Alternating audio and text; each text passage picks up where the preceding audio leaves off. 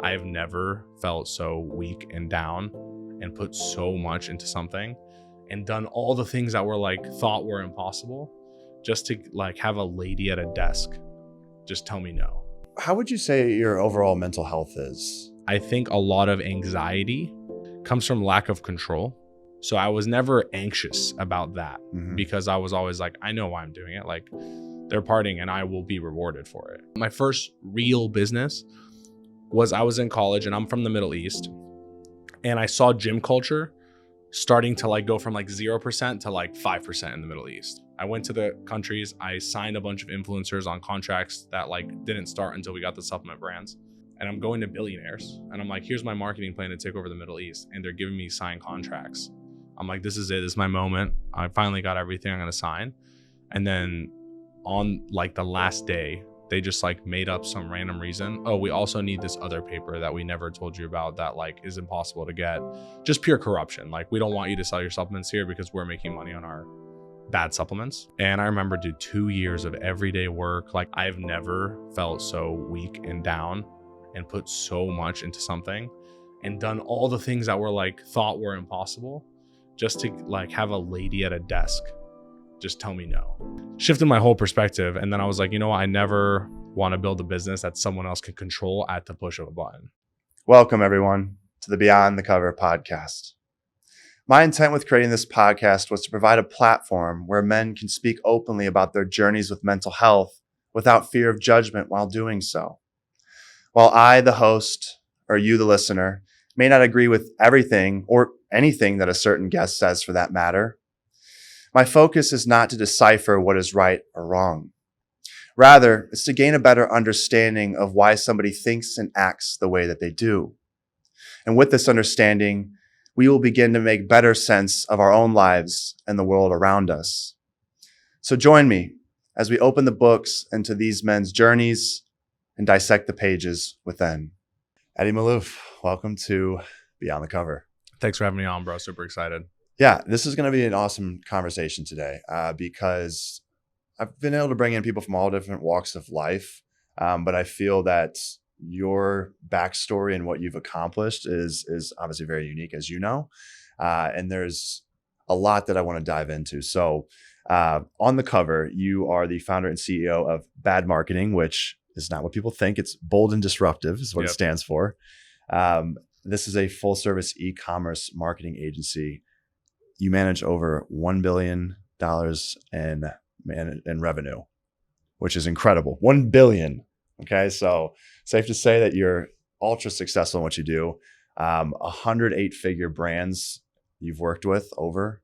And this is just, I'm sure you're continually bringing on more people as you go. So I like to always start off with that as I go into a podcast to put it out there and just say, listen, like, this is what you've done, right? Like, this is what you've accomplished to this point. You've had a lot of success. And I was looking on your Instagram and I went on to the, my come up. You had like the little, it had your journey, but for as far back as you could, as Instagram would allow you. That's what the first story said. So I started at 2017 and I just clicked through that entire thing. Really? And it was really, I loved it because you showed how this wasn't an overnight success. I mean, you showed the ups, the downs, and I think people need to see that because most people look at what you have now. They probably see the fancy cars. I saw one of the recent cars that you had, which is awesome. It was like the baby blue, I think, Lamborghini. Thank you. I'll show you the next one I'm buying after this. Yeah. So people see that and they're like, oh, it must be nice, and they might, oh, it must be daddy's money, whatever, this, that, and the other. But you truly, built it from the ground up with, I think you're now married. Yep. Yeah. Married, 2 kids. Married with 2 kids. But your wife was helping you build this company and you guys were staying up till 2, 3 in the morning. Putting in the long hours, which you documented. So people say, no, you didn't. It's like, go look. Yeah. I've been posting about this stuff since 2017, at least. There was, where I want to lead in though with is there was something that really piqued my interest. And it was, you bought watches that were fake watches that looked like they were replicas of the real thing. Yep. And then you bought, it was a BMW you said that you could barely afford, that you purchased. When I saw that, my question to you is were you doing that as almost like to build a facade of this fake it till you make it mindset? And if so, does that work in business? It wasn't the reason I did it. I think the fake watches partially. I'm not gonna fully say no. The car wasn't that case at all. So the facade does work. Fake it till you make it. I faked it till I made it in different ways. Mm-hmm. So I'll give you an example. You're my client. Mm-hmm. I'm a solo guy running your marketing. Hey, we need you guys to change this on the website. I'd be like, oh yeah, man, I'll have the team get right on that. Yeah. You know what I mean? But then I would be the team going and doing it. Gotcha. Like, I think that fake it till you make it is a lot more ethical, because you're not really harming anyone by doing stuff like that. I did that all the way up, right? Like if someone was like, hey, talk to my assistant, email my assistant here. I'd be like, cool, I'll have my assistant email her. And then I would make a fake email for an assistant and email them from there just to be like equal status. You know what I mean? So like I would fake it till I made it with stuff like that. But I was never like trying to look richer than I was, if that made sense. Have you ever had conversations with other successful entrepreneurs where is this relatively common for people to go about it that way? I was online and I saw this real estate guy that he said he bought this really nice car, and when he went to open houses, all of a sudden he started getting all this business because he parked it outside. People come into the house and they say, do you work with people like us? Because they see this super nice car and they go, this guy must be successful. I mean, is this something that is fairly common for people to kind of go about it that way? So to build up like, oh, look, like I really have done such a great job. I mean, and you said, sounds like you said it works a little bit. I asked this from a selfish place because I've been on the border of like, is it just inevitable that you should take that step? Otherwise, am I holding myself back by not? I think you're holding yourself back tremendously. Okay. And so let me put it this way. Like my Beamer that I bought in that story wouldn't be a good one for this context. Let's take my blue Lamborghini. That on payments, and I publicly said this, like on exotic cars like this, you could go 10, 15 years with a loan. There are companies who like give you 10 to 15 year loans, which means like a Lamborghini that's $300,000 would cost you $2,000 a month. So you can imagine how easy it is to fake $2,000 a month, right? But man, if I drive this thing 4 days a week, the opportunities I get just in those 4 days outweighs almost the entire price of the car. Just last week, I was driving it on Saturday. I parked at a restaurant I was eating at. 3 people took my handle off the license plate. One owns a rental exotic car company, makes like 8 figures a year net profit. The other guy spends like $30 million a year of Google ads, which is like my lane. Now I have this connection. We're doing massive projects together. And the other guy owned a construction company who was like, I also have Lambos at home, would love to connect.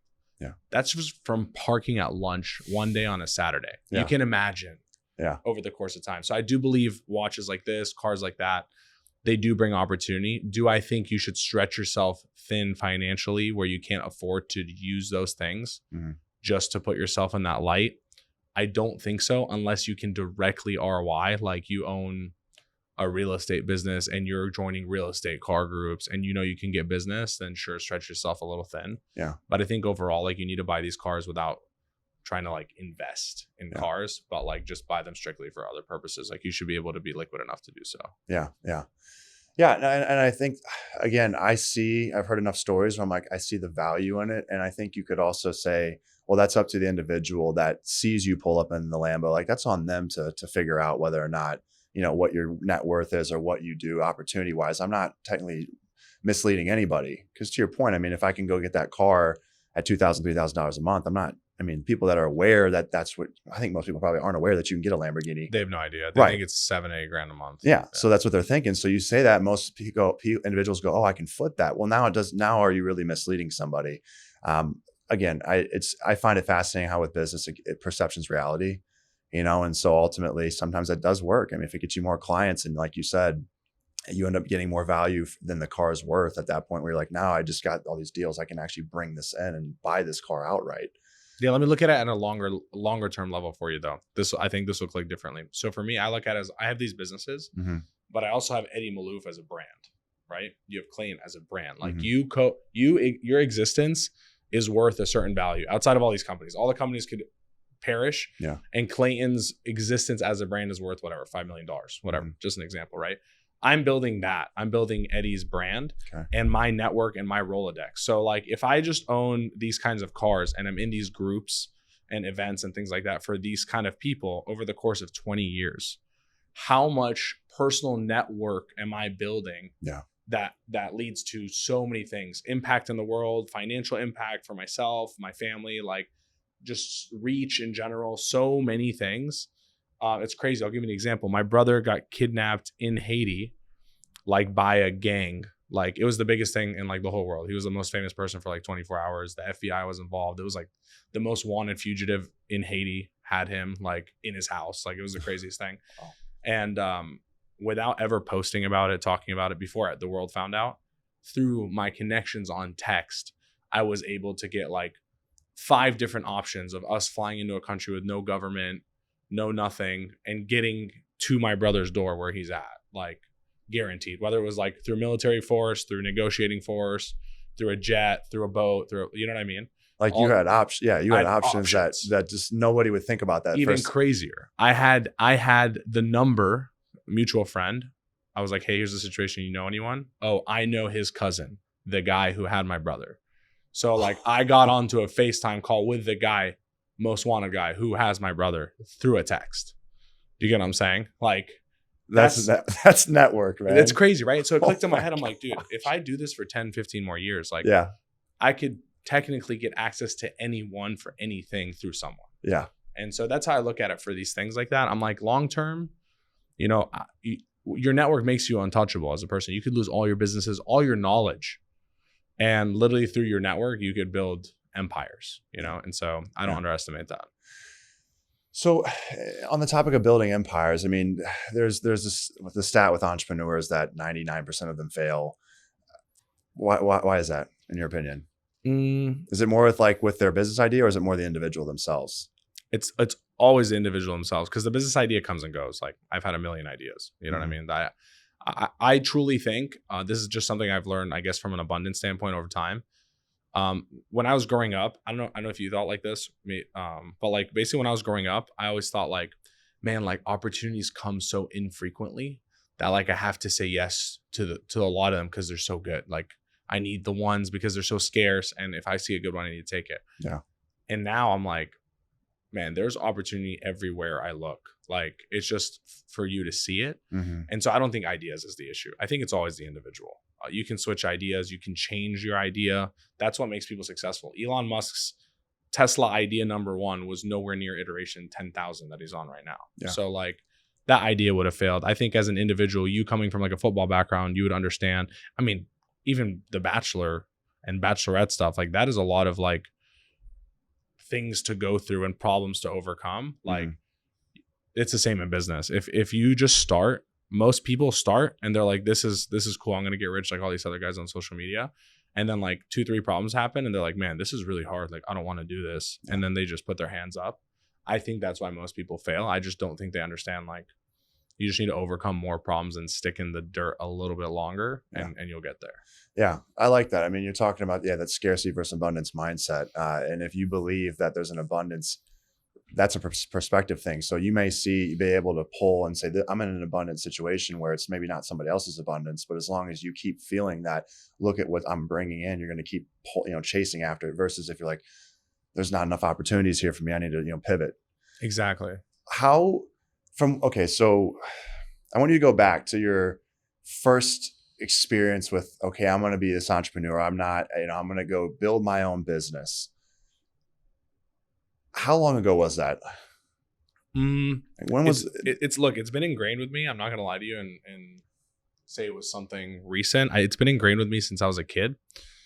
My dad never let me, in high school, for example, I never celebrated spring break. Like my friends would go to Destin, party as high schoolers, do the typical spring break stuff. My dad was like, oh, that's 9 days that you get to work with me. You know what I mean? Hey, come learn to work hard. Yeah. And he would take me to his flooring company, and either I'd be selling or I'd be installing flooring with him. You know what I mean? And so over time, I kind of was driven to that from my dad, and my dad was an immigrant, so he never worked a job. So I never had any understanding of working a job. I just understood go make money. So, okay. And I knew my dad did it through flooring as an example, right? So I was always thinking of ways to make money. So I would try to sell things in high school, even in college. I mean, I sold edibles Like, as crazy as that sounds, it's horrible to sound on camera now, but like, I mean, I made so much money because my friend made an edible one time, and it was like a cinnamon toast crunch flavored muffin, and I could not taste anything. And I was like, there's no way there's something in here. He's like, I swear. And it was like the craziest night of my life. I was like, everyone would buy these. Like, it was literally like 21 Jump Street type stuff. You know what I mean? And that was me in college. I was like, okay, find a way to make money. But my first real business was, I was in college, and I'm from the Middle East. And I saw gym culture starting to like go from like 0% to like 5% in the Middle East. And I was like, oh, it's going to go like this. Like these people, like there were no gyms. There were some supplement stores, but everyone in the Middle East, Dubai, all the stuff you see now was nothing, right? No gyms, nothing. But all of them were following people in America, like big gym companies in America, supplement companies in America, influencers in America. So I was like, why don't I just go sign all these companies to give me exclusive rights to distribute for all the Middle East? Dubai, all these countries are coming up. I will be the only guy that can sell all their supplements to all these countries. So I went to the countries. I signed a bunch of influencers on contracts that like didn't start until we got the supplement brands. Then I went and took all those contracts to the supplement brand owners of the biggest companies. Mind you, I'm 20 years old. I can't legally drink. And I'm going to billionaires. And I'm like, here's my marketing plan to take over the Middle East. And they're giving me signed contracts for exclusive rights. I'm 20 to sell their multi-billion-dollar companies stuff in all the Middle Eastern countries. But there was so much corruption that I remember one time I flew back to Lebanon to get like the paperwork approved legally from like the Ministry of Health. When you're in supplements and stuff, it's like pharmaceuticals. It's a little complicated.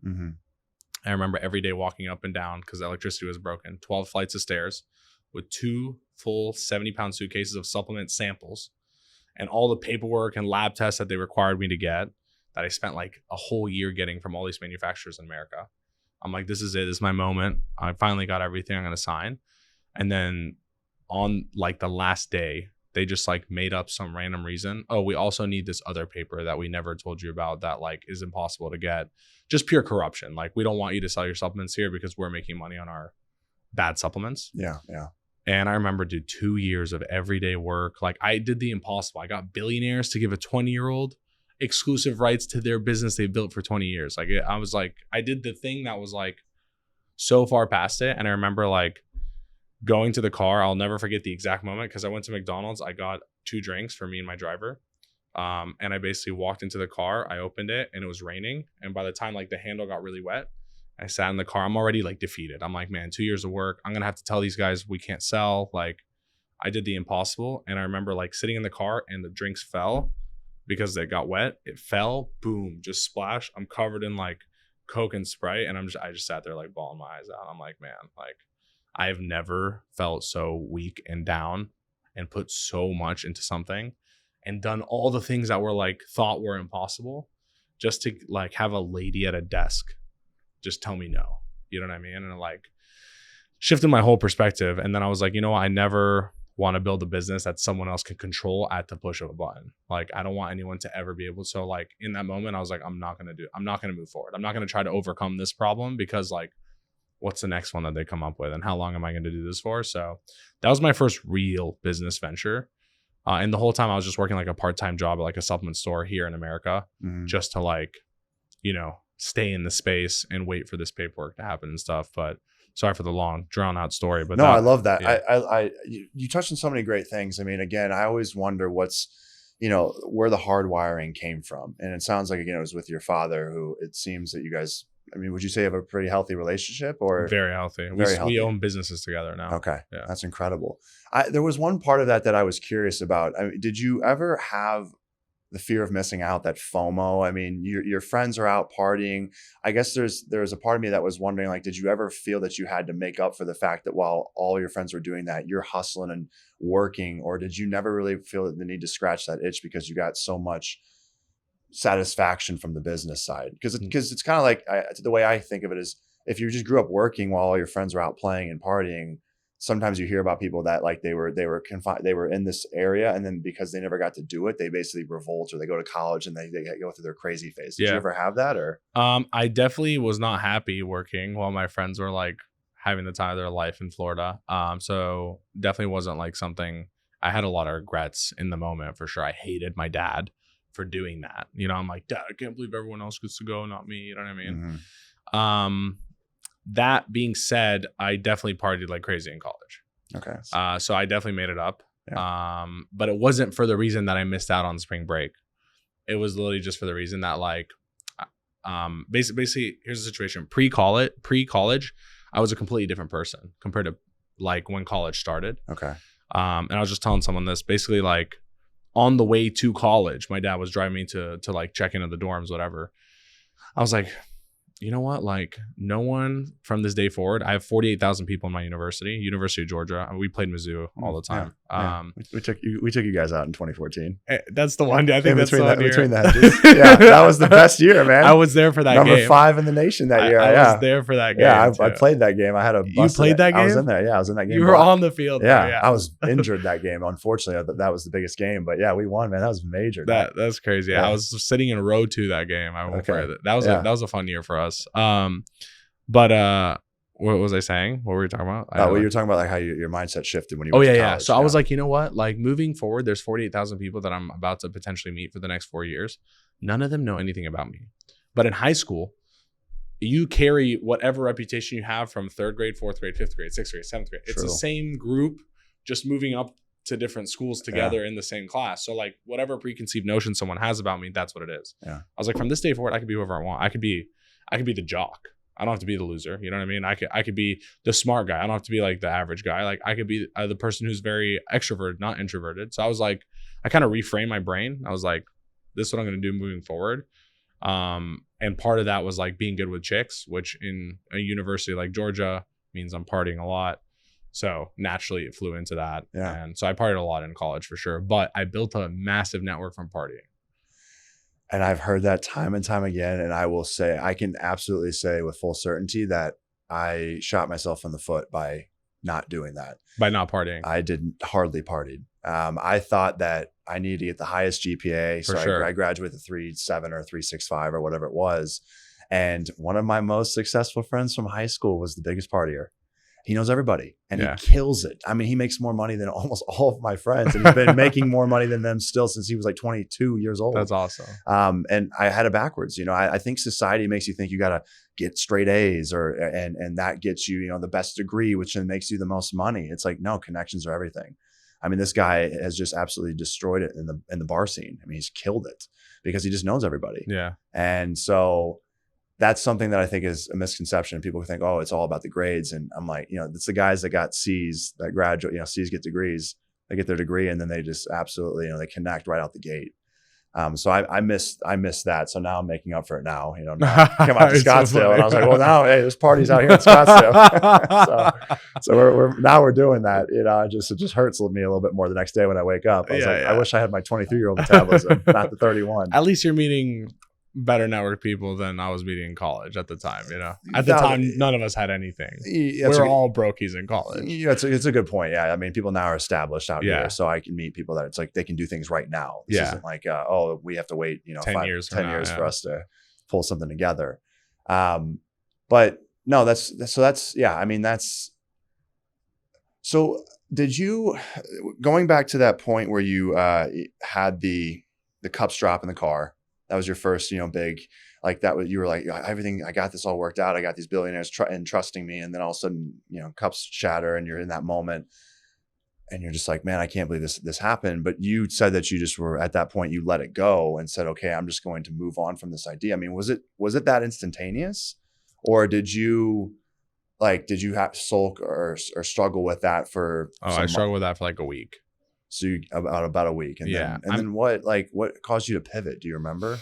Yeah. I mean, it was just the fact that I didn't want someone, I was like, okay, my epiphany was like, I'm getting into business to have freedom. I'm not getting into business to just have someone be able to like stop my entire company with like the signature of their pen. And I was like, I need to get into a world where I can have my business but not depend on someone to do that. And so originally it was digital marketing into supplements.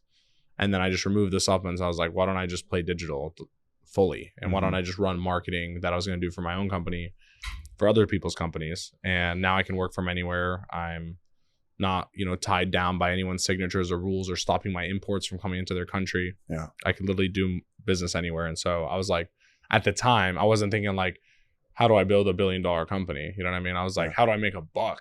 Oh, I'm broke. I'm working at a supplement store making like $3,000 a month. And I'm like, I'm broke. So like, I was just trying to make money. So I was like, okay, I need to pivot into something where I can make money and not be controlled. And I went into digital marketing. Originally was like, I hope one day I make 10K a month. Yeah. You know what I mean? Now, if we make, $50,000 a day, it's like a slow day. You know what I mean? Yeah. And at one point I was like, I hope I can make 10. I can't imagine there's a day where I make 10K a month. Yeah. And I'm glad I made that shift, honestly, or I would still be trying to like fight an uphill battle against like pharmaceutical companies in the Middle East and all this stuff. Yeah. So you felt like, so it sounds like you set realistic goals where you're like, okay, not I want to be a billionaire. Okay, we get it. Like who doesn't technically want to be one, right? But you said, okay, I want to be able to make 10 grand or whatever, and let's just build up from there. Yeah. And again, going back to what I saw on social media, I mean, you were working 7 days a week. Oh yeah, 7 days a week. I don't know. NFL red zone in the background. That was like my only thing. Just football. I never missed football games. Okay, so you had that going on, but you're working what? I don't know, 15-hour days maybe. Oh yeah. Were you sleeping just good 7 hours or? No, probably not. I'd say like maybe 1 or 2 days a week, but most days I was just like trying to get up as quickly as I could. So how many hours a day would you say you were sleeping on average? I'd sleep from like 2 to like 7. So you're getting 5 hours of sleep. Yeah. Are you heavily caffeinated? I mean, how are you not? I'm always heavily caffeinated, but honestly, like caffeine does nothing for me. It's more suppressing my appetite. I was talking to you, like I fast. Okay. Like right now, I'm in Atlanta time. So I'm 3 hours ahead of where we are right now, still fasted. Yeah. Like the only way I'm getting through today is like a carbonated monster to like ease my appetite. So like I do it for that mainly. But I mean, just because I used to take so much pre-workout my whole life and stuff in this whole supplement game, I'm pretty immune to caffeine. So I think it's literally just like motivation. And dude, don't get me wrong, man. I'm far from perfect. My wife always chirps me for this. Like, she's like she sleeps less than I do. And like, sometimes I'm just like, fuck it, today I'm sleeping in. I'm like, I'm going till 9 today. Like, I don't even care. And she always like gives me like trash for like, you never wake up. But it's like, it's infrequent, obviously. But I'm not perfect. Like, I can't sustain that, but it's all will, man. It's like, if you're doing stuff that like is bigger than you like want to get up and do it. Yeah. You know what I mean? Yeah. So that's all it is. How would you say your overall mental health is? I mean, again, people talk about work-life balance. I would say based off of what I saw, you didn't have a traditional balance. Yeah. I mean, did you struggle at any point where like you felt like, I mean, you had anxiety or depression, seeing your friends all going out doing this, and that FOMO feeling, or the anxiety of what if this doesn't work? I'm putting in 15, 16-hour days, I'm sleeping 5 hours or whatever. Did you just not really ever feel one way or the other? I mean, because I've heard of some people that they just work, and they're like, I don't have the time to think about mental health. So where did mental health play a role in all this with you? Here's the thing. I don't want to say like I'm like so cold that like I work so hard that I don't have time for mental health, because I really don't think that is the right answer. But I'll tell you something that I like to think I'm good at is self-reflection. And I think a lot of anxiety, because I used to have anxiety, comes from lack of control. If you don't feel like you have control, then you get anxious about the situation because you don't have control. And so in everything I was doing work-wise, I knew what my goal was and what my mission was and why I was doing it. So I always felt like I was in control, even if shit was falling apart. I knew like why I was doing it. And so that gave me control. So I was never anxious about that because I was always like, I know why I'm doing it. Like, they're partying and I will be rewarded for it. I wasn't like, oh man, like, am I doing the wrong thing? Like, I was like, no, this is the plan, and you knew it was going to be hard. So like, deal with it. Yeah. I am now definitely colder emotionally. Like, back to my brother getting kidnapped story. Like, he got kidnapped. They sent me videos of them like beheading 2 other people, and I was cold. Like, it didn't click in my head that like my brother could die in this scenario until my wife cried in front of me. And then I was like, oh my gosh, like, he could die in this scenario. But I was playing it like, strategically. I'm like, I don't need emotions. And the more emotional I am, the more I am going to lose this negotiation for my brother. You know what I mean? And so I get cold, and I'm like, I'm very mission oriented. And then when it's all done, then I'm like, oh, all of it comes out. You know what I mean? But I do definitely withhold it in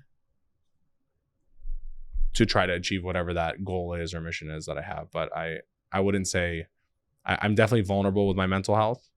But I do just like try to solve things quickly and move off them. Yeah. And I don't try to sit on them too long, to be honest.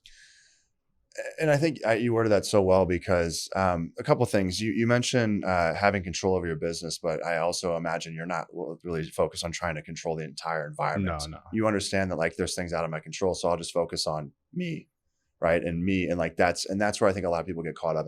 I can speak this myself. I felt like I was completely out of control when I'm trying to control what people think about me online, versus now I'm ultra focused on, okay, I get up, I live and die by my iCalendar. So I'm like, here's what I have today. So the day before, or even like on a Sunday, I'll put all the things in my list, and it's like, this is what I have to go, where I'm going and what I have to get done. And if I get those things done, then I'm like, then you've had a successful day. Right. And so that allows me to just be so narrow focused on me and me only. And I think that's where a lot of people get, that's where a lot of these issues may stem from, and they're prolonged, is they're focused on the things that they don't have control over, what somebody thinks about you, what your business is, where it's headed. I mean, it's as in like if they're working a corporate job, I mean, is your business like, if it's starting to go under, they start stressing about what happens if this goes under, versus like, okay, well, I know that I have a skill set, I can always just go find work somewhere else. So that aspect of really focusing in on like individually what I control is one way that I've also found to how to like curtail my stress, like stress and anxiety. I also find it interesting too that, again, like you hold space for your emotions, you allow them to be there, but you also are being mindful of when the emotions can play to your detriment. In a situation like where your brother in that scenario, you needed to be very much rational, not emotional, because emotions might have caused you to get welled up and to say something to them that might have made them angry, and something different could have happened. For sure. I had a previous guest, he was a Marine, and he said, they had two feelings of anger and happiness, because he said, anything else on the battlefield would get you caught up in a situation where you're in your head, you're thinking, and that could be the difference between life or death. So I find it interesting, the parallels, how you say like, hey, like I know I'm not suppressing them. I just sometimes say like, hey, now's not the time for them, but you still acknowledge them and allow them to be. So I think it's a hard thing to do. And sometimes, I look at myself and I'm like, you're too cold because of that. But like, I know why I'm doing it. And someone around me might perceive it as, oh, this guy doesn't care about this person that this thing just happened to. But really what it is like, I care so much that I'm willing to hold that emotion down in order to solve whatever that issue is, whether it's be there for the family around me or whatever the case is, Yeah.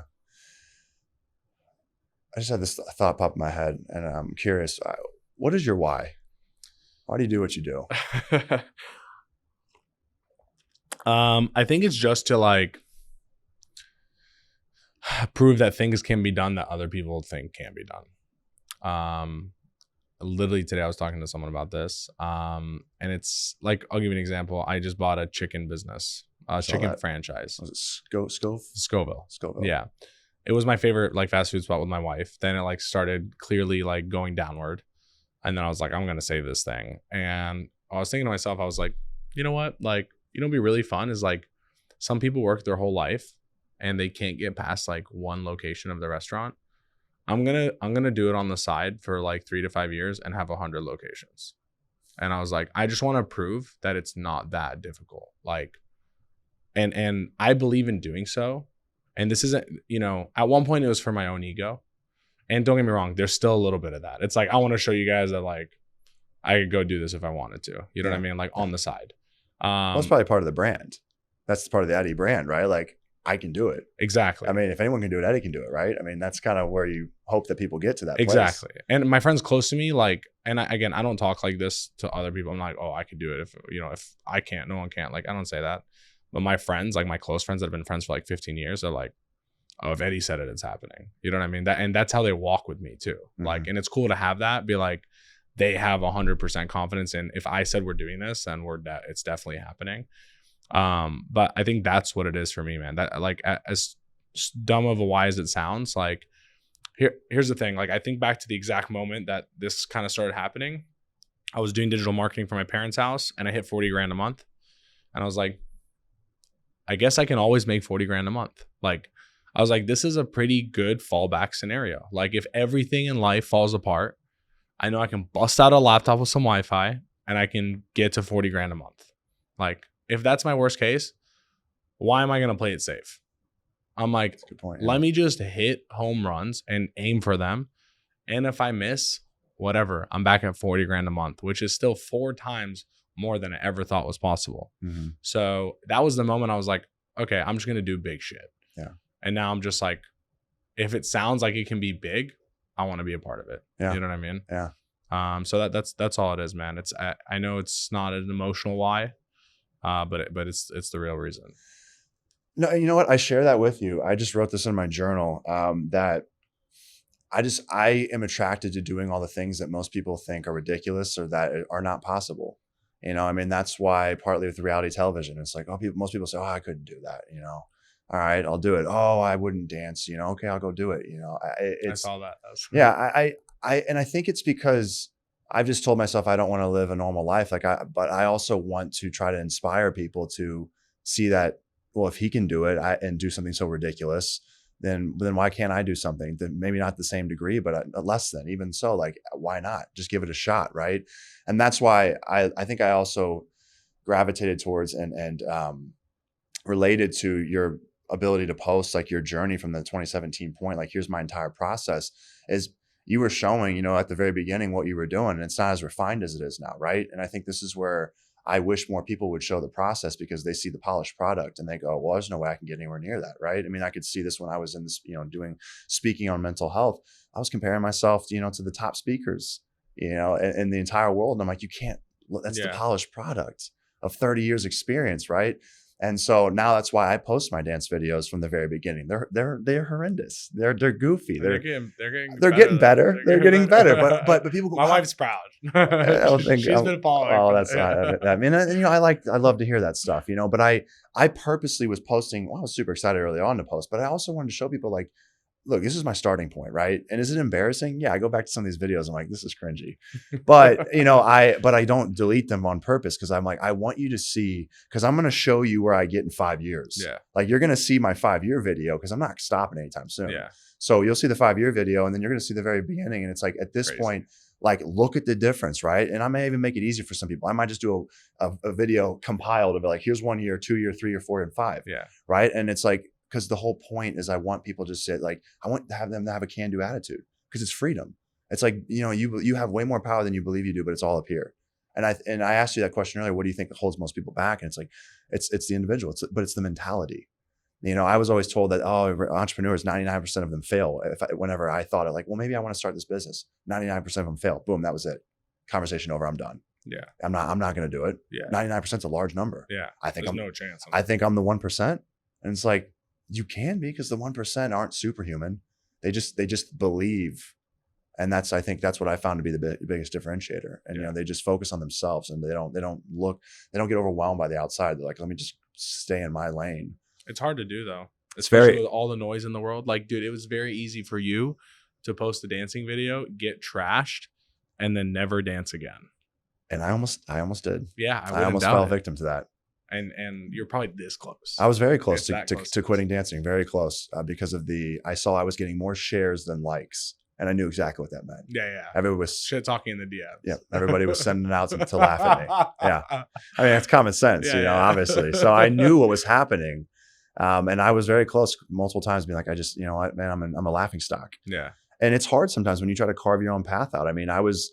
You know, my friends would show me their DMs coming off the TV show, and I was the Bachelor, and these guys were just contestants, you know, and they'd be like, bro, look at this girl that hit me up. And they'd have all these IG models and stuff in their DMs. Like, yeah, but your DMs are flooded. You were the Bachelor. And I was like, no, because I was pushing everybody away because some of Yeah. these girls were looking at my dancing like, this guy's, Yeah. I can't be Yeah. associated with this. This is That's embarrassing. crazy. I never even considered that. Yeah. So my DMs were dry as can be. That's so funny. They're actually still very dry right now because I talk about mental health and I think, I'm very open about it, but it does push away certain people because they're like, whoa, this guy doesn't have his stuff figured out. Yeah. I'm not comfortable. Like, I don't want to like settle down with this guy. He's got all these problems. That makes sense.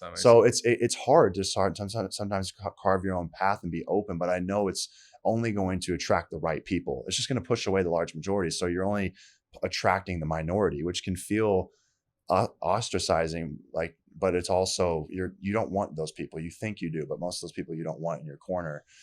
On that topic, not even in your corner. You don't want them anywhere near you, right? Because they're takers. They're not givers, right? And that's where I find myself surrounding myself with just givers now. They're not looking for anything in return, and neither am I. I'm like, hey, if I like your energy and I just want to grow and learn from you, and that's those are the people that I have now. But my circle's small, and I can't really relate to most of these people anymore. And it's just like, but that's good. You don't want that energy. They're the ones that tell you can't do it. On that topic, do you get social media hate? I mean, do you get naysayers? And I'm guessing based off everything we talked about, it doesn't probably like hold much weight on you. But I mean, does that happen a lot? It holds weight, dude. It does? Okay. All right. So I shouldn't assume. Yeah. So what are some of the things that you get? Like, give me some examples of what people say about you. Okay. Here's the thing. I do a pretty good job keeping myself polished and not letting room for people. Like, I'm not saying dumb shit that's super controversial that like is gonna. That is a tactic that can work. Yeah, like some people do I that. could get 100 times more views just saying some things online. Just to say that. You know what I mean? But just to rile people up. Yeah, but I don't. And so let me give you an example of some of the hate though. Like, because I have a decent profile, it's very easy for people that like have nothing, like no profile picture, nothing, just to come rampantly call me a dumbass, like all the time. Like, call me like every name you can think of just being stupid. I can't believe like you think this dumbass idea would work. And bro, even to this day, sometimes like I read them and I'm like, I just want to hit reply and just like make this dude feel so dumb. But I'm like, what am I doing? I'm gonna do this for like 1,000 people every month. Like, it just doesn't make sense. Yeah. And then I'll tell you a negative impact that people will never see is like my wife. And the negative impact it has on her because she gets paranoid. Oh my gosh, like, look how these people are talking to you. What if they come to hurt us? Like, they can find where our house is. Like, they just thinks about those things. And then like, someone will post like a video and then I'll go give my opinion on a comment. I'm really good at commenting. It's like one of my skills. I'll just hit like 5 words and it'll be just the top comment. But like, I'll go and be like, I disagree with this for whatever reason, right? Just share my thoughts. I'm like, if like 5 people read it and change their mind because of it, I did my job. Yeah. And then like, they'll just like pile on hundreds of people to reply to that. You're a dumbass. And then they'll message my wife, I can't believe you're married to this guy. Like, hundreds of messages for things like that. And she's just bawling her eyes out. And I'm like, babe, what's going on? She's like, look what these people are saying. What if they hurt us? Like, look how they're talking about you and me. Like, I'm like, man, like, people have no idea the damage they're causing just from like writing stuff. Like, they just write it and they're done and they leave. And they don't realize like, if someone's not strong on the other end of reading that, like, I consider myself a very strong person mentally just because of all the shit I have to deal with. Yeah. And still, sometimes people say things, I'm like, damn, that one actually, like, you start self-reflecting on it. I'm like, am I that person? Like, maybe I am. And then you start kind of getting offended. Like, how can this person not see who I really am? You start going through all these thoughts, man. And it's like, at the end of the day, you just gotta be like, man, this person, like, is nothing. Like, he has no meaning to me as a person. Like, and I can't actually value any of this opinion. And like, you almost gotta undermine it so much mentally, so to the point that it means nothing to you. Yeah. Otherwise, you can so easily get sucked in and just be like, they're right. I need to conform for what these people want. Yeah. And it's a very thin line to walk, man. And I guarantee a lot of people are on the wrong side of it very quickly. So you highlight a few things that, again, I think I have a ton in common that I'm finding out. The undermining effect of, so when something's said, it sounds like you basically remind yourself of what you are, versus like the people are saying this is what you are. Like, no, that's not what I am. I'm this, this, and this. That's what I found a healthy way to combat it as well. I had a thought. I'm curious. Is there a particular set of comments that do bother you that you'd be comfortable sharing? Like, for me, I get bothered by when people call me boring. I will say, with this being said, though, when I put it out there now, I love how you're defending it too, right? You're like, I will say, but no, like this is why, because sometimes, I thought, okay, if I put this out here and I say this is what bothers me, more people will do it. They do, because they like your enemies. They'll hear you in a podcast say it, and they're like, oh, he doesn't like when I call him. Oh, I love it. So they fire up. But what I fire off on you. But then what I realize is it actually makes it cut less. Yeah. Because then I see an influx of boring comments, and I go, well, that's because you watch my podcast. So now I know that like you're literally showing, like waving a flag saying like, I don't actually think you're boring. I'm literally just trying to get through to you, like, and bother attention. You. And I want attention, and like it's just pathetic. Yeah. But is there anything, I mean, that you would feel comfortable sharing as far as like things that specifically do bother you currently? I'll tell you the ones that like make me want to respond the hardest are like fitness or gym ones, or like chill and eat a burger type shit. Cause I'm like, these guys have no idea, like, yes, I'm on the heavier side, but I weigh 285. Like, I'm a pretty decent, like, you're talking shit to a dude who can like literally pick you up and throw you through the wall. Yeah, like, you're in good shape, man. Yeah, it's like, I mean, I'm not you, right? But I'm like, to a dude who's like 150 pounds talking shit to me, like, chill and keep eating your burgers, bro. You know what I mean? I'm like, man, I just want to absolutely wreck this guy right now, but like, it's taking everything inside of me not to. Yeah. And again, like, I get it, the camera, and most of the videos I post are like old, because most of the stuff I post is like, you paid to be in a room with me. Yeah. I taught all this stuff, and then I'm not going to post it for like a year. Yeah. But then in a year I post it. You know what I mean? And so all this stuff. So I think that really bothers me a bit. And in 1 year, I'll probably spend like 4 months lean, 8 months like to a similar weight that I'm at right now. Okay. And I'm like, the camera just doesn't help me in my case. And I just I'm like, whatever, right? You can't really care about it anymore. Because everyone that sees me in person is like, oh, you actually look a lot better than the camera, right? Yeah. So that's definitely a sensitive point for me. The mental stuff, like, oh, you're dumb, all this shit. I'm like I look at these people's profiles. I'm like, I probably like make in a year what you make your whole life, and that undermines it enough for me to be like, I don't value this person's opinion of if I'm smart. Yeah. Yeah. I mean, it doesn't cut you at all, because you're just like, there's no truth to this. Yeah. Yeah. Are you, I guess, in that realm? I mean, is that one area that you'd like to improve upon? I mean, as far as like with your physical, like, is that why it maybe cuts at you a little bit? Cause you're like, oh, I wish I was a little bit more. I think so. Yeah. Okay, and here's the thing. I used to have an 8-pack. I used to like compete in competitions. But like, I just don't have that kind of time and care to do at that level anymore. And I would say like at the most, I would like care enough to get to the point where maybe I have like a couple abs showing and like some obliques, like from a lean perspective. Yeah. But like, I will never get back to having an 8-pack again. It was too much work for me. I was working out twice a day. I was fasting 19 hours. Yeah, I was just doing the craziest shit, counting every calorie, like carb cycling, like intermittent fast, just stacking it all. 2 hours of cardio in the morning, working out just to get an 8-pack. I can't do that anymore. I have 2 kids, a wife, 7 companies. I work out every day still. Like every day I work out. I don't miss. Like even if I'm in another state and I have to drive 20 minutes to the nearest gym, I will do it every morning. But yeah, my food is just not as tight, and I don't care for cardio as much. Like I have to do food and cardio, and I just don't care that much anymore. Yeah. So it does bother me for sure. But you place your value in different places, and you have priorities, and right now there's other higher priorities, probably like being a great husband, great, father, and so like even just great friend, and great friends. Like my friends, I guarantee every one of my friends would be like, Eddie's like the best friend you could possibly have. He'll drop everything for you. Yeah. He does this for me. Like everyone around me, everything outside of fitness, I don't think anyone close to me could actually genuinely say something bad in those sense of like being a good person or anything like that, because they see it like the most transparently. Yeah. So I just use that to justify not getting in shape, which, hey, you know what? Sometimes our ego does a really good job of protecting us. That's the point, right? That's the point of our ego. It's like, I'm going to make this make sense so that you don't stress about it, because we don't have time for that. Yeah. Which is, again, your ego is very essential. I mean, it's necessary. You just have to know when to put it in check and when not to. Exactly. As I found a lot of people have an out of check ego. I mean, they don't even know how to control it. They can't. It just controls them. But I want to highlight the point you made about, it's so true, that people need to start realizing when you're sending me a negative comment, it's probably not affecting me as much as it's affecting one of my loved ones. So if I happen to basically post the people that are being most impacted by it, would you still, I don't know, it's kind of an interesting kind of psychological experiment. I'm like, I almost want to just, like my mom, I'm the firstborn. She loves me to death, and she gets absolutely I bet she reads all of them. She reads every one of them. She reads more comments than I do. Yeah.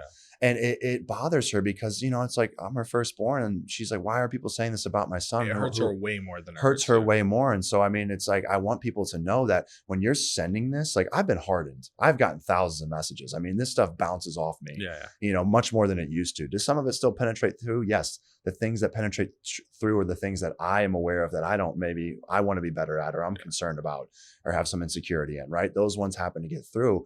But I'm like, if you knew who's getting hurt most by this, would you post it still? Probably not, because you're looking at me and you're like, well, I don't like him for the way he looks and the way that he acts. But it's like, you're hurting my mom, this poor woman, right? And so people just don't understand that. They think that, like, I'm sending this comment, and I get this all the time. People send comments and I respond back, well, I didn't think you'd see it. Okay, so you sent it because you didn't think I would see it. Or, oh, I didn't think like you'd actually respond. Well, here I am, right? I'm human, right? So I think they look at your followers, they think he's not going to see it, or I'm just going to type this out and get it out there. But it's like, you have no idea who this is actually impacting. And are they strong enough, to your point, to be able to handle this? I mean, it's a toss up. Let me tell you this. I think most of this stuff comes from the fact that people are they feel like you're at a higher level than them. Whatever it is, whether it's on the social media following, whether it's because you're on a reality TV show, whatever it is, mix of all of it, jealousy, let's call it. And most people believe that in order to get on the same level as you, the only way is to bring you down. It's not to bring themselves up to that level. Because they realize it's unfortunate. I agree 1000%, because it's unfortunate, but the reality is they believe that it's way more possible for them to pull you down than it is for them to climb exactly up. And that's why they're always stuck there. Yeah, they're always stuck there. I couldn't have said it better, man. And it's just the hard reality. And most people that will hear what we just said right there, their ego is gonna jump in and they're gonna be like, oh, who wants to be like you? Who's jealous? I'm not jealous. Like, how pompous are you to think that I'd be jealous of you? Like, you're so full of yourself. It's like, no, that's your ego to chime in, because the reality is your ego knows that, like, that's sad when you feel that you have to tear somebody down, because we're social creatures. At the end of the day, people want to feel less alone. And that's why bullies bully, is because they're like, hey, I'm going to make you feel as terrible as I feel. Because the saying goes, happy people don't hurt people, hurt people hurt people. And it's true. I've never met a really incredibly happy person that goes out of their way to type a negative comment about how someone should kill themselves. It's never the happy people, right? They don't have time to do that. They don't care to. They don't have that feeling. It's the negative people. And so that's why they go, I feel, in a way, it's like their way of soothing is, I feel less alone when I pull somebody down to my level. And they know that it's more likely they'll pull you down. There's no way they're going to find themselves at the top, because the amount of work that it requires to get to where you got is way more effort than it is to just write out that comment and send it out. 100%. Yeah. So perfectly said. Eddie, honestly, man, this is an incredible conversation. I really appreciate, the vulnerability. Also, just, the insight into the hard work. That's really what you are, man. You're just a culmination of hard work and great support. Your father, the way that he raised you, ultimately, if you guys now have this loving relationship and working together in business, and just the transparency that you brought today. Just grateful for that, man. So for those that are listening or watching right now and want to continue to follow your journey, where's the best place for them to do so? Instagram, it's just my first and last name. Same on YouTube. YouTube's very like in-depth, high business level education stuff. But just like personal lifestyle on Instagram. That's what I use. Yeah. All right. Well, Eddie, thank you so much. Thanks for having me, bro. This was a blast. Absolutely.